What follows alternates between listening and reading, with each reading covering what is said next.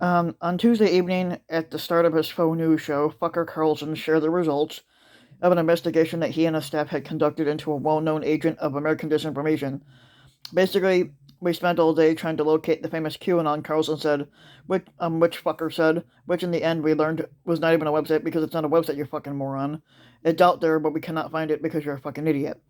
They kept looking, though, checking Marjorie Taylor Greene, the racist cunt's Twitter feed with the intel community before coming to the obvious conclusion. Cable news and politicians talking on TV, Fucker said, must be responsible for the lies running rampant in America. Yeah, like you. Um, maybe they're from QAnon. He added, "You be the judge." Yeah, I'm judging you for all the bullshit that you lie about. This anti-investigation, like so much of what happened on Fucker Carlson's show every day, was not really funny right up until it was frightening. But just before informing his sycophantic idiots of his inability to locate the QAnon on the QAnon.com, Carlson had attempted a rebranding of disinformation itself, freelance thinking he called it. The most basic of good faith searches would have revealed the reality and the danger of a widely believed conspiracy theory posting. In part, the Democrats eat children, which they don't. But reality is it's not Fucker Carlson's project. Destabilizing it is. Foe's most popular personality, his show's marketing literature will tell you. It offers spirited debates about the news of the day and truth. Fucker Carlson is simply selling cynicism. Night after night, he informs you that the ways you might have of understanding the world and yourself within it, politics, culture, science, art, the news, other people are not to be trusted, and the only American institution that remains worthy of your confidence in the bleak cosmology of Fucker Carlson tonight, it's Fucker Carlson. He's not believable anyway, and I would not trust him anyway. I mentioned Fucker Carlson's act not because it is extraordinary, it's because it's banal. Top of the media, it is about the propaganda 101 as it gets. Um, it's newspeak. It's the coup leaders heading straight for the TV station. Cynicism is, among other things, a habit of a disordered vision. It looks at friends and sees foes. It looks at truth and sees deceit. Cynicism at scale makes democracy's most basic demand, seeing one another as we are, impossible in America at the moment, is saturated with it. Cynicism makes daily appearances on Foe and on the fake news channel Newsmax and on another fake news channel, One American News Network. It was the molten core of Donald Trump's squadancy, and the only real message that Rush Limp Dick had to give. It lurks in the language of QAnon that lives in the big lie. Its seat in the violence of the Capitol insurrection. It has made suspicion an easy sell. From falsehood, anything follows, and posits a law of classical logic that is called the principle of explosion. The era of Trump seemed as though it might offer for a time a wide-scale reckoning about truth and facts that it compromises. Soon after the United States elected a reality star as its president, George Orwell's 1984, that fable of the state-sanctioned delusion rose to the top of Amazon's bestseller list. One spike in sales just came after Smelly Khanjab attempted to justify the new administration's lies about inauguration crowd size and coined the term alternative facts. That phrase, fake news, wielded by a squatter who treated ignorance as an art form, settled into the American vernacular. The truth is more important now than ever, a New York Times ad campaign replied. The reckoning, as so often happens, never completed its accounting. What those years primarily achieved was to remind Americans of how profoundly vulnerable they were to those who would try to deceive them. Um, the Russian government, having been caught sowing mistrust in 2016, found a more sweeping means of manipulation in 2020. Fact checkers noted that when Trump told his 1,000th lie as squatter, and his 10,000th, and finally his 30,573rd, their labors shaped against one of his squadancy's abiding perversions. The more widely accounted his corruptions were, the less accountable to them he seemed, and that remained the case even as the casualties of his falsehoods mounted, and the lies that Trump told about the COVID-19 exacerbated a deadly pandemic, and the and the gaudy fantasies he spread about a stolen election proliferated for months.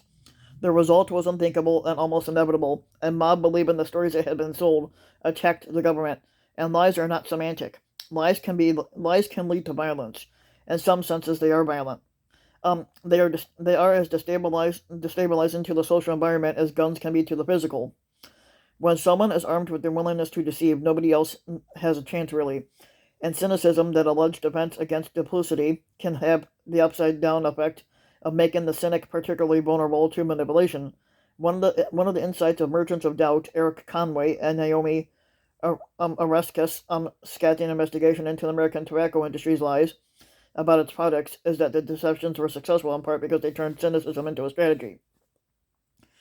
Um, and faced with the deluge of studies that made the dangers of smoking clear, tobacco firms funded their own junk research meant not to refute the science, but to muddle it. The bad faith findings made Americans less able to see the truth clearly. They manufactured doubt the way that Philip Morris churned out the marble lights. They took reality and gave it a plausible deniability. Um, Trump's big lie worked similarly. He understood with the fabulousism, blitz intuition, how many people had a vested interest in seeing the election's obvious outcome. He took for granted that Foe and other outlets would repeat the fantasies so dutifully that soon their hermetic worlds, the fictions would seem like facts. But Trump's legal team filed 62 lawsuits alleging election fraud, and they lost 61 of them. The resounding defeats made notably little sound. In early December, the Washington Post reported that 220 Republican lawmakers were refusing to say who had won the election, but in mid-January, a poll asked likely Republican voters whether to continue to question the election results, and 72 dumbasses said they did. The big lie did not, in the narrow sense, succeed. Joe Biden was inaugurated on the appointed day, and Trump now leads his legions from the craggy shores of Mar-a-Lago, but nor did the lie end. He is still spreading it, and the compliant news outlets are giving him a platform to do so. On the fake news channel OANN this week, he said the election was stolen, which it wasn't, and we were robbed, which you weren't. It was a rigged election, which it wasn't. On Newsmax, he said, on the fake news channel Newsmax, he said, we did win the election. No, you didn't. It was not disgraceful what happened. On Foe, Limp Dick thought we won, which you didn't, and so did I, which you didn't. The Merchants of Doubt, understanding that truth in advertising applies to goods, but not to facts, right? But keep right on selling their wares.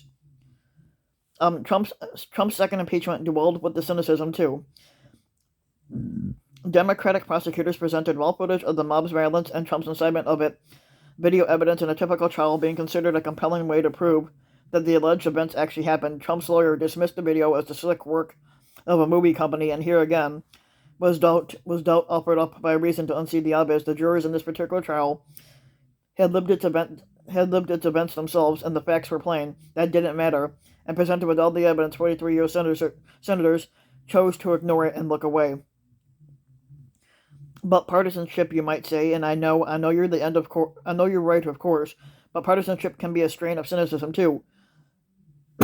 It can insist that only half the world's facts are worth seeing, and it can claim that there are things more important than truth and what happens when you're wrong. Joey, the son of the tobacco lobbyist Nick Taylor, asked in the 2005 film Thank You for Smoking. Nick has just given Joey a lesson in the art of an unfalsifiable claim making. Joey has been slow to learn it, and see, Joey, that's the beauty of argument, Nick says. When you argue correctly, you're never wrong. Last Tuesday, as a winter storm left millions of Texans without water or power or heat, the state's governor, Greg Abbott, made an appearance on Sean Hannity's Faux News show. Here was the message that the leader chose to convey that evening, as his constituents chopped down fences so that they might burn the wood for warmth. And this shows how the Green New Deal would be a deadly deal for the United States of America. Abbott was manipulating the truth, and the claim that the disaster was caused by malfunctioning and wind turbines has been thoroughly debunked, but he was also attempting to manipulate people's compassion. The facts were plain. People were freezing. People were dying. Abbott tried to blur the picture. He tried to turn the blunt face of human suffering into an airy ideological debate. Why focus on the day's emergency when the real crisis is Alexandria Ocasio-Cortez? This is his dumbass thing.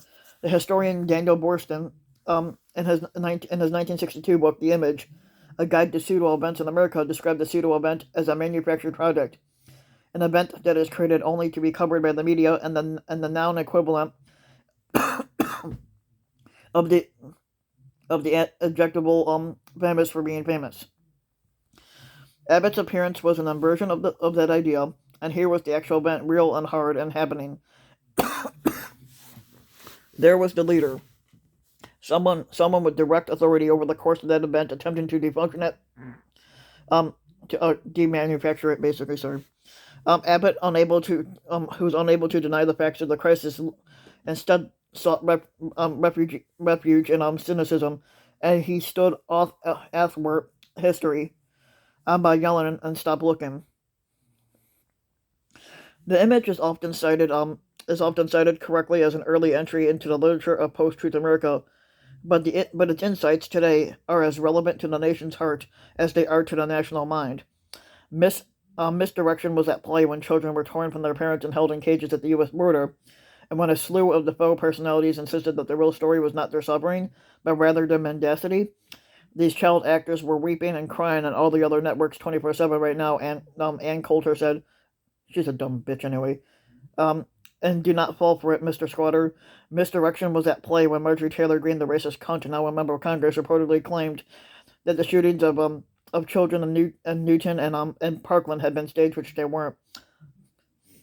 Cancer culture too can be means of misdirection. The idea might once have been nuanced, but now it often amounts to an excuse for the strategic unseen. And summoned cynically, it permits the consequence for harm done to take precedence over the harm itself. It defends the status quo. It is predictably a regular topic on Fucker Carlson's show. A public that doesn't know how to look at things squarely is a public that is primed to be manipulated. And distorted vision can easily morph into a disordered compassion. Framing Britney Spears, a new and widely watched documentary, is ostensibly about the star's legal status and the battle over her controversial conservatorship. The broader subject, though, is the ease with which cynicism can curdle into cruelty. One of the film's most gutting scenes comes early on as a teenage Spears is interviewed by Diane Sawyer. The journalist treats her like an ideal rather than a girl, and her questions terse and are very personal.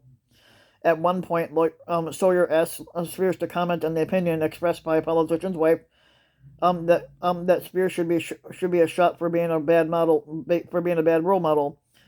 The exchange that Spears cried during the interview sets the tone for the film series. American culture, which is not terribly long ago, was able to look directly at the young woman in pain and see not a person but a punchline.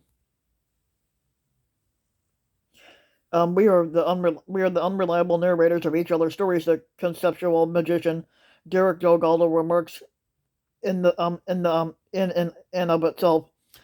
The show, a compilation of his live performances that recently began streaming on Hulu, does for magic what Nanette did for stand-up and what Fountain did for art. It uses the tools of its craft to question the craft. It talks about magic in a way, as it talks about trust.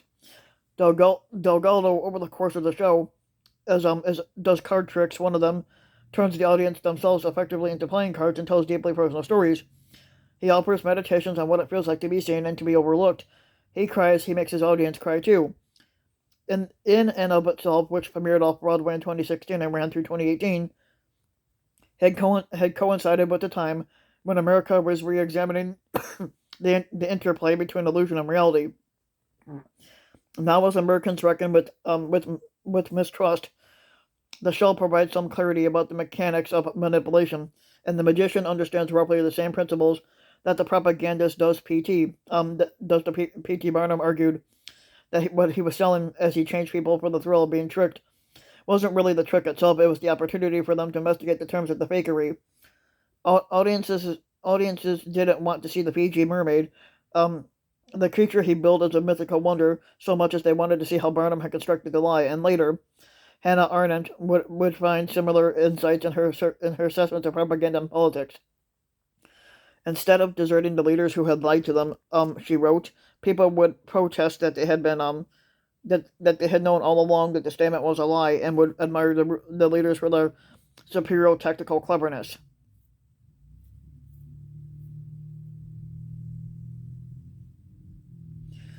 And today, the exhaust of their observations is visible far beyond American politics. Reality TV long ago gave up trying to fool audiences into thinking that its dramas are real. Instead, the genre presents riddles to viewers, daring them to decide for themselves what is true and what is a lie. And consider this: that QAnon works in similar ways. The the Masked Singer and its sibling series, The Masked Dancer, which just wrapped its first season on Poe, takes a similarly forensic approach to entertainment. The singing, dancing competition features a series of celebrities and identity disguising costumes like a monster, an ice cube, a hammerhead shark, and who perform routines and are voted off the show week by week. The point for viewers is to guess their identities before the masks come off. Entertainment can have a candid kind of eloquence, but the revealing that these ways that people choose to spend their time when they're not spending it on something else. The Mask franchise is a straightforward competition series in the American Idol vein, but it has also spawned in a world beyond the television, social media accounts and message boards dedicated to mining each episode for clues. The franchise has been a hit, and that could well be because its solvable mysteries channel some of the frequencies of this cultural and political moment. A dive for knowingness and assumption of ambient manipulation. It takes for granted that its audiences are experts about the lives of the famous people in their midst. It assumes its viewers' savviness. It's premised on Americans' assumptions that they are always somehow being a little bit lied to. Some other recent products of American pop culture: Big Little Lies, Pretty Little Lies, Lies to Me, House of Lies, and The Lie. And yet, crucially, the Mask franchise rejects cynicism. Its tone is deep, almost saccharine in earnestness, and person and persona, illusion and delusion, suspense and suspicion. These are the distinctions that the shows explore each week. A recent episode of The Masked Dancer revealed that the moth who had previously shimmied to Boot Scooting Boogie was the former abductee and current child rights advocate Elizabeth Smart. The reveal was even for the the reveal was even for the Masked Dancer pretty shocking. It asked why she had decided to do the show. Smart replied that her grandmother had recently died, and she never let a moment pass her by. Smart said, and so when this opportunity came along, I thought I live a pretty serious life, and I'm going to take this opportunity and just have fun. Trauma repackaged as a two-step. Is that cynicism or something else? The celebrities who appear in The Masked Dancer will do so, of course, for lots of reasons they won't mention on the show stage. Basically, they're looking for money, flagging careers, the finicky nature of fame on stage, and though the show is coming to the same conclusion in and of itself, it's this: that there's a crucial distinction between savviness and cynicism. Smart may have joined the show's cast for several reasons, but one of them, maybe even the main one, might be just that she wanted. Excuse me. It might be that she just wanted um a um a cathartic reclamation of fun. Not sure if I said that right, but yeah. The Masked Dancer is in that same sense. It is doing the work that many other recent pieces of culture, including the Great British Baking Show and and Ted Lasso, have engaged in with their own, well, very technicals. They're trying to teach us how to trust one another again. The dynamics of all this are pretty straightforward. American pop culture is reacting to American news culture. It is no coincidence that a kind TV, a genre that is less about topic than tone, rose to prominence as TV news, cable news in particular. It became a meaner and more mistrustful, and it's no surprise that fucker, who just lived through the same years everyone else did, took as the message of those years that cynicism sells. And one of his recent assessments of the media: imagine a drunken teenage border guard at the crossing between Togo and Burkina Faso shaking you down at midnight as you pass through. Fucker Carlson talks that way because he can. He implies to his viewers every night that they might talk that way too. The world of Fucker Carlson tonight is angry, but also very easy. If you reject facts as the instruments of a biased media, you can pretty much say anything as long as you say it interestingly. If you brand yourself as an entertainer and not just a journalist, you can spread falsehoods in the name of fun, which it's not really fun to lie, but truth has obligations that opinions do not. The network that is learning that all over again. The election security firm Smartmatic, its reputation caught in the tangled web that faux woke as a repackaged the big lie, is still in for over $2.7 billion. It might be tempting to look at that development and see a measure of accountability and wild claims made answerable. Cynicism's squelched by truth, but the suits will not save us. The entertainer answers to no court of law, and he knows that cynicism, a means of seeing nothing, will remain a powerful sub, and what will follow the big lie. One answer is that faux news finally found a way to hold Tucker Carlson accountable for the role that he had played in breaking Americans' trust, and last week the fucking joke of a channel gave him a promotion.